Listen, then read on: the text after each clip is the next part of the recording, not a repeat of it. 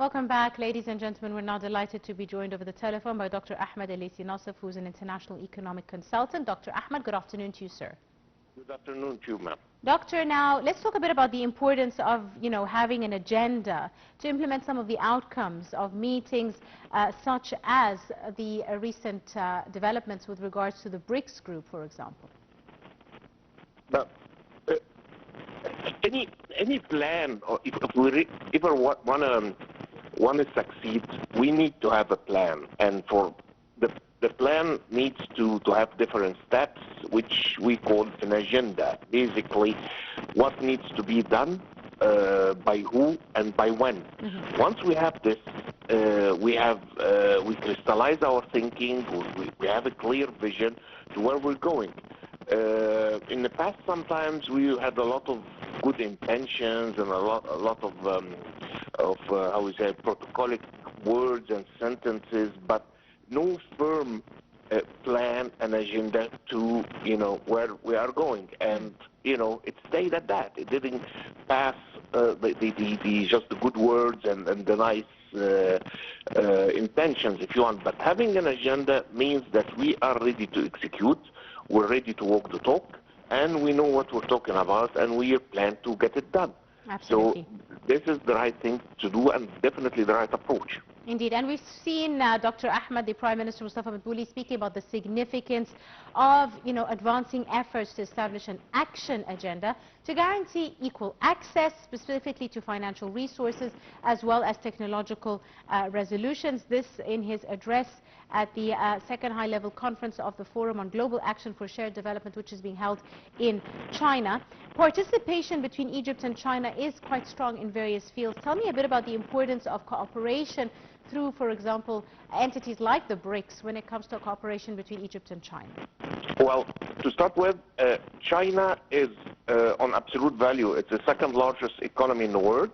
On purchase power parity, it is actually the largest economy in the world. And just to give a dimension on how important the Chinese economy is, the gross domestic product of China is about 6 times the gross domestic product of the African continent, with 54 countries in it. Do you see can you imagine and visualize the difference? We have a continent with 54 countries, and China on its own is 6 times that much. So it's a huge economy. There is also a very interesting difference between the Chinese and the U.S. economy. The U.S. economy is driven by local consumption. The Chinese is driven by the international business and exports. So the cultures are different, and the source of the income and value creation is extremely different between the two economies.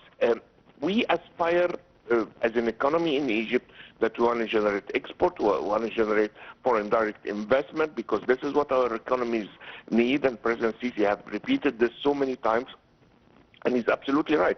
If you look at the number of the Egyptian exports, we're hardly touching, I think, about $50 billion US. This is minimal.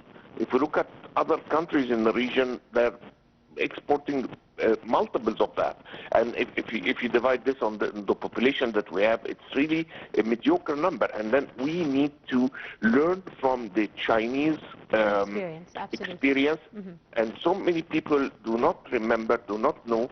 If they look back in history, not so long ago, maybe 30, 40 years ago, which is nothing in the lifetime of a people, China was not as prevailing in the sense of economy. It was, a small economy, actually, about 40, 50 years ago. The changes that they've done in the strategy, their economic strategy, is what they got them to be challenging the U.S. as the #1 economy in the world, which would have been undreamt of had they not adopted the strategy.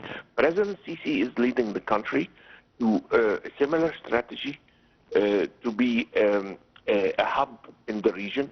We do have a huge advantage versus China, which is the proximity to Europe.